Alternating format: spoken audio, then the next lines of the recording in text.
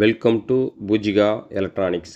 இந்த வீடியோவில் நான் என்ன சொல்ல போகிறேன்னா, ஒரு கடைக்கு வந்து ஒரு டிவி சர்வீஸ் வந்துன்னா ஃபஸ்ட்டு மதர் போர்டு ப்ராப்ளமா டிஸ்பிளே ப்ராப்ளமா எப்படி செக் பண்ணுறதா இந்த வீடியோவில் சொல்ல போகிறேன். வாங்க வீடியோக்குள்ளே போகலாம். இப்போ இந்த டிவி கஸ்டமர் கடைக்கு எடுத்துகிட்டு வந்தார். என்ன ப்ராப்ளம் கேட்டிருந்தேன். இதுமாதிரி டிஸ்பிளே ப்ராப்ளம், டிஸ்பிளே மாற்றிக்கிட்டுன்னு சொல்லியிருந்தார். இப்போ கஸ்டமர் வந்து டிஸ்பிளே ப்ராப்ளமாக இருந்தாலும் உடனே நம்ம வந்து டிஸ்பிளே ப்ராப்ளம் சொல்லக்கூடாது. இது எப்படி செக் பண்ணுறதா இந்த வீடியோவில் ஃபஸ்ட் சொல்ல போகிறேன். இப்போ ஃபஸ்ட்டு பார்த்தீங்கன்னா டிவியை ஓப்பன் பண்ணி டிஸ்பிளேவில் வந்து 12 வோல்ட் வருதான்னு பார்க்கணும். அதுக்கப்புறம் விஜிஹெச் வோல்ட் வருதுன்னு பார்க்கணும், விஜிஎல் வோல்ட் வருதுன்னு பார்க்கணும். இந்த 3 வோல்ட்டில் ஏதாவது குறைஞ்சாலோ இல்லை அதிகமானாலோ இதுமாதிரி ப்ராப்ளம், பிளிங்கிங் ப்ராப்ளம் வரும். இந்த ப்ராப்ளத்தை எப்படி சரி பண்ணணும்னு நான் வந்து அடுத்த வீடியோவில் சொல்கிறேன். அதுக்கு முன்னாடி இது எப்படி செக் பண்ணுறது தான் இந்த வீடியோ சொல்ல போகிறேன். வாங்க வீடியோக்குள்ளே போகலாம்.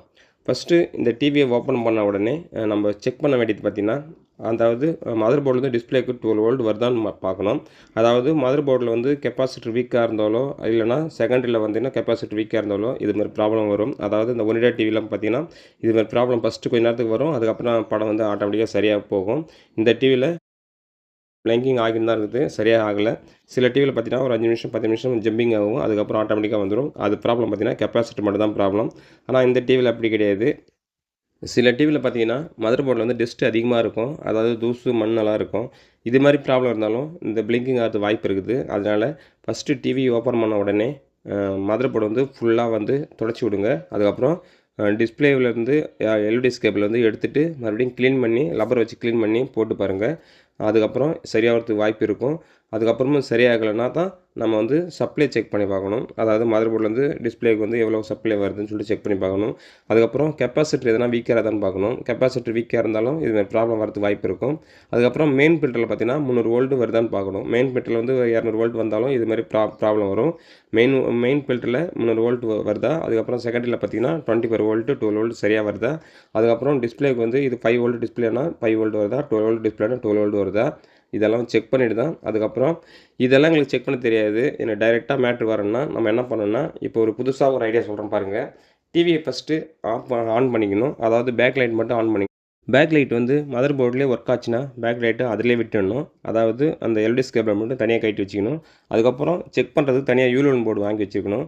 இப்போ 12 வோல்ட் சப்ளைனா 12 வோல்ட் நம்ம ரெடியாக கொடுத்து வச்சுருக்கணும். இது 5 வோல்ட்டுனா 5 வோல்ட் தனியாக வந்து இதில் ஜம்பர் மாதிரி இருக்கும் யூலோனில் போட்டு கொடுத்து வச்சுருக்கணும். அதே போல் பார்த்திங்கன்னா டிவி ஆட்டோமேட்டிக்காக ஆன் பண்ணுற மாதிரி நம்ம சர்வீஸ் மேனில் போய்ட்டு செட் பண்ணி வச்சுக்கணும். இப்போ மதர் போர்டில் இருந்த எல்இடி கேபிளை மட்டும் தூக்கி நம்ம யூலோன் போர்டில் செட் பண்ணிடணும். அதாவது பழைய போர்டில் பார்த்திங்கன்னா பேக் லைட் மட்டும் சப்ளை போகும், ஆன் ஆகும். இப்போ நம்ம புதுசாக வந்து டிஸ்பிளே மட்டும் செக் பண்ணுறதுன்னா யூலோன் போர்டில் பார்த்திங்கன்னா நம்ம எல்இடி கேபிள் மட்டும் கொடுத்து சப்ளை வந்து ஒரு அடாப்டர் வச்சு நம்ம சப்ளை கொடுக்க போகிறோம். இதை கொடுத்த உடனே ஃபஸ்ட்டு மதர் போர்டு, அதாவது அந்த ஒரிஜினல் போர்டு ஆன் பண்ணிவிட்டு பேக் லைட் எரிதான்னு பார்க்கணும். அதுக்கப்புறம் தான் நம்ம யூலோன் போர்டுக்கு சப்ளை கொடுக்கணும். இது வந்து சப்போஸ் உங்கள் கடைக்கு வந்து டெட்டாக வந்ததுனாக்கா நம்ம வந்து டெஸ்டர் மூலிமா செக் பண்ணணும். அதாவது மதர் போர்டில் லைன் எடுத்து விட்டுட்டு பேக் லைட் டெஸ்டர் வச்சு பேக் லைட் தனியாக ஆன் பண்ண விட்டுட்டு அதுக்கப்புறம் டிஸ்பிளேக்கு போகிற சப்ளை மட்டும் எடுத்து யூலோன் போர்டில் போட்டு கொடுத்து ஆன் பண்ணி பார்க்கணும். அதாவது டிஸ்பிளே நல்லா இருக்குதா நல்லா இல்லையான்னு பார்க்கணும். அப்போ தான் வந்து அடுத்த ஆப்ரேஷன், அதாவது வேறு போர்டு பிரச்சனை போர்டு மாற்றணும், டிஸ்பிளே பிரச்சனை டிஸ்பிளே மாற்றணும். சப்போஸ் கஸ்டமர் சொல்கிற மாதிரி உடனே டிஸ்பிளே வாங்கி மாற்றக்கூடாது, நமக்கு தான் வந்து நஷ்டம் அது. அதனால் கஸ்டமரை வந்து டிவி கொடுத்த உடனே சரி நான் செக் பண்ணி சொல்கிறேங்கன்னு சொல்லிட்டு அவங்கள அனுப்பிச்சி விட்டுட்டு தான் இந்த நம்ம செக்கிங் எல்லாம் பண்ணணும். செக் பண்ணிவிட்டு அதுக்கப்புறம் மதர் போர்டு ப்ராப்ளமோ மதர் போர்டு மாற்றணும், டிஸ்பிளே ப்ராப்ளமோ டிஸ்பிளே மாற்றணும். இப்போ நான் இந்த மதர் போர்டில் பேக் லைட் எரியறதுனால நான் அந்த மதர் போர்டு ஆன் பண்ணிவிட்டு தனியாக வந்து யூலோன் போர்டு போட்டு நான் டிவி ஆன் பண்ணுறேன்.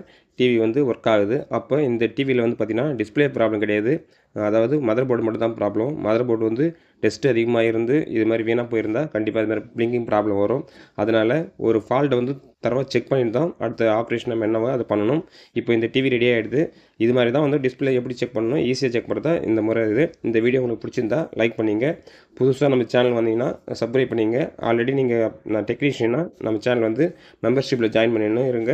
உங்களுக்கு வேறு ஏதாவது டவுட்னா கமெண்ட்டில் சொல்லுங்கள். அப்படி வேறு எதனா எதை பற்றினா வீடியோ போடணும்னா நீங்கள் கமெண்ட்டில் சொல்லலாம். அதே மெம்பர்ஷிப் ஜாயின் பண்ணிங்கன்னா நீங்கள் கால் பண்ணி டைரெக்டாக கேட்கலாம். நன்றி. பூஜிகா எலக்ட்ரானிக்ஸ்.